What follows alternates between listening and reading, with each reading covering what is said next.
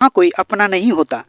यह सेंटेंस अक्सर हमें उन स्थितियों की याद दिलाता है जहां हमें अकेलापन, विश्वासघात और असुरक्षा का सामना करना पड़ता है।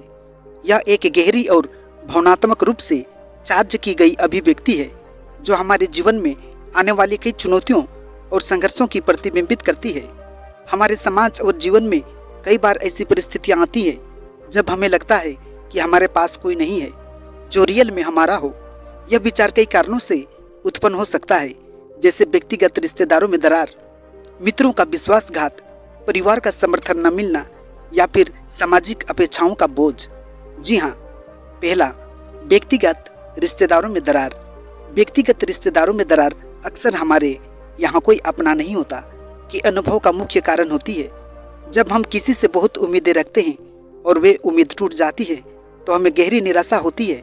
किसी प्रियजन का धोखा या रिश्ता टूटना हमारे आत्मविश्वास को चोट पहुंचा सकता है और हमें अकेलापन महसूस करा सकता है। दूसरा, मित्रों का विश्वासघात। मित्रता का रिश्ता भी बहुत नाजुक होता है। एक सच्चे मित्र का विश्वासघात या उसकी उपेक्षा हमें यह सोचने पर मजबूर कर सकती है कि इस दुनिया में कोई भी वास्तव में हमारा नहीं है। मित्रता के रिश्ते में ईमानदारी और समर्थन की बहुत अहमियत होती है और जब यह टूट जाती है तो इसका प्रभाव हमारे मानसिक और भावनात्मक स्वास्थ्य पर पड़ता है। तीसरा, परिवार का समर्थन न मिलना।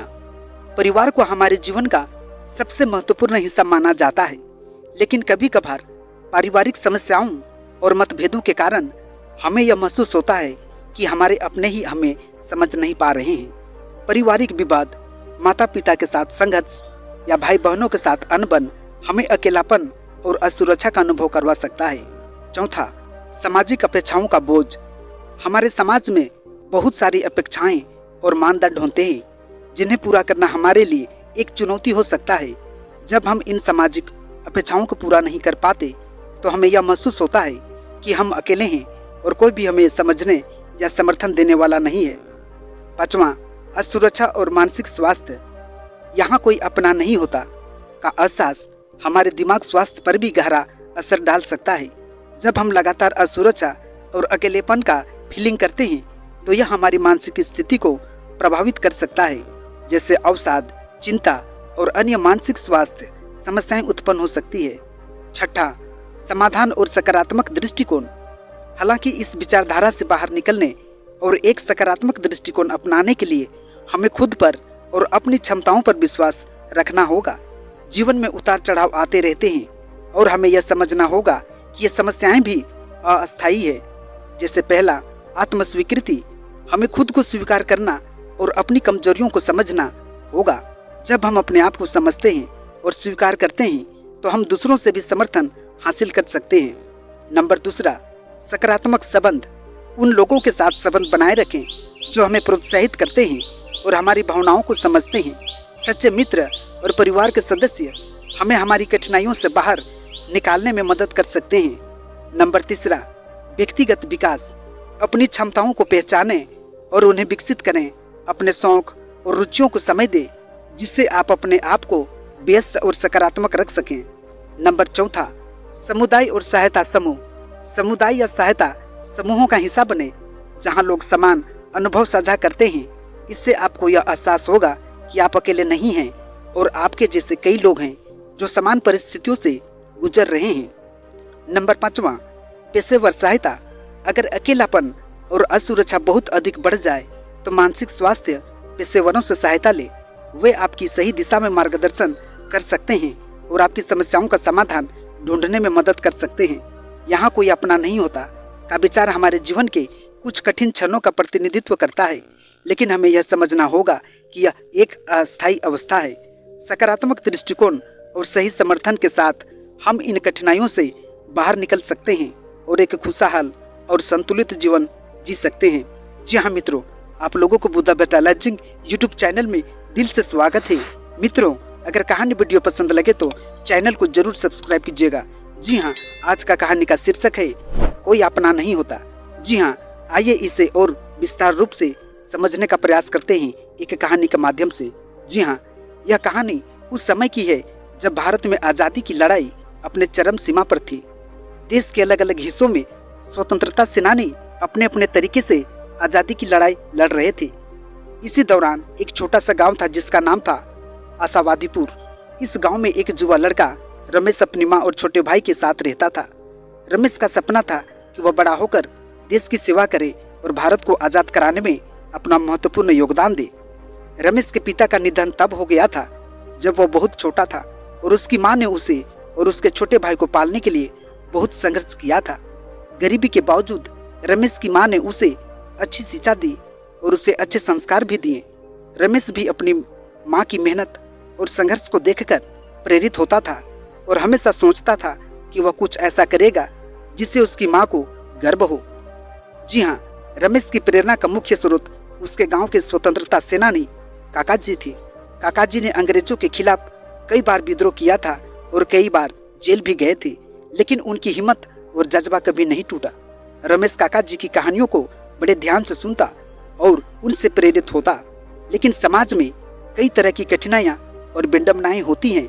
रमेश ने देखा कि कई लोग केवल अपने स्वार्थ के लिए जीते हैं और उन्हें दूसरों की परवाह नहीं होती।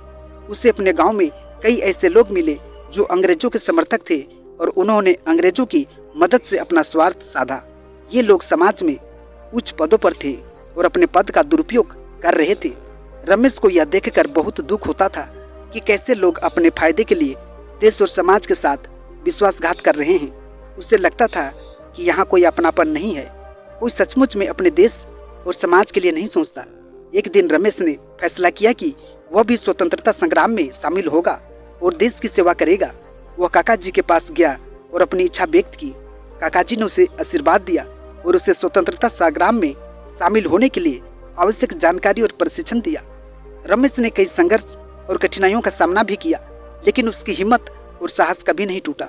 उसने कई महत्वपूर्ण अभियानों में भाग लिया और अपनी जान की परवाह किए बिना देश की सेवा की। जी हाँ, रमेश के संघर्ष और बलिदान का फल तब मिला जब देश आखिरकार आज़ाद हुआ। लेकिन आज़ादी के बाद भी रमेश को यह महसूस होता था कि समाज में अभी भी कई लोग केवल अपने स्वार्थ के लिए जी रहे हैं और दूसरों की परवाह नहीं करते। उसे लगता था कि अभी भी यहाँ कोई अपनापन नहीं है, कोई सचमुच में देश में और समाज के लिए नहीं सोचता। जी हाँ, लेकिन रमेश ने कभी हार नहीं मानी।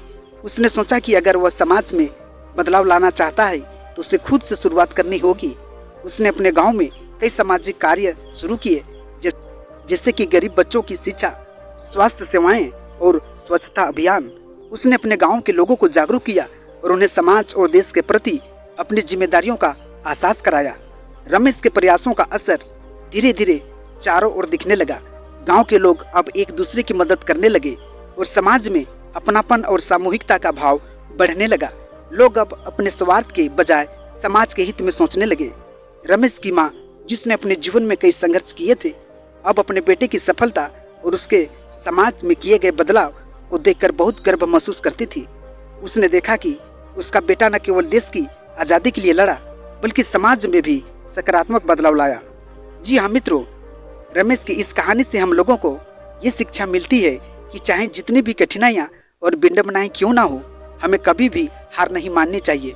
हमें अपने सपनों को साकार करने के लिए संघर्ष करना चाहिए और समाज में सकारात्मक बदलाव लाने का प्रयास करना चाहिए। जी हाँ, यह कहानी कोई अपनापन नहीं होता कि विचार को चुनौती देती है और हमें यह सिखाती है कि अगर हम अपनी सोच और कार्यों में बदलाव लाएं तो हम अपने समाज में अपनापन और सामूहिकता का भाव ला सकते हैं।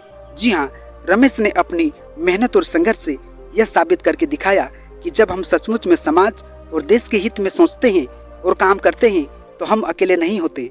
हमारे साथ हमेशा ऐसे लोग होते हैं जो हमारी सोच और प्रयासों का समर्थन करते हैं। हमें बस अपनी राह पर चलते रहना है और समाज में सकारात्मक बदलाव लाने का प्रयास करना है। जी हाँ मित्रों, आज का प्यारा सा मोटिवेशनल कहानी वीडियो आप लोगों को कैसी लगी? मुझे उम्मीद है आप लोगों को जरूर पसंद आया होगा।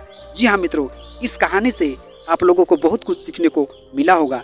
वैसे दर्शक बंधु जो अभी तक हमारे चैनल में आकर हमारे चैनल को सब्सक्राइब नहीं किए हैं, कृपया जल्दी से सब्सक्राइब करें और साथ ही बेल आइकन को भी प्रेस करें। जी हाँ मित्रों, आज के कहानी वीडियो में इतना ही। आप लोगों को बहुत बहुत धन्यवाद।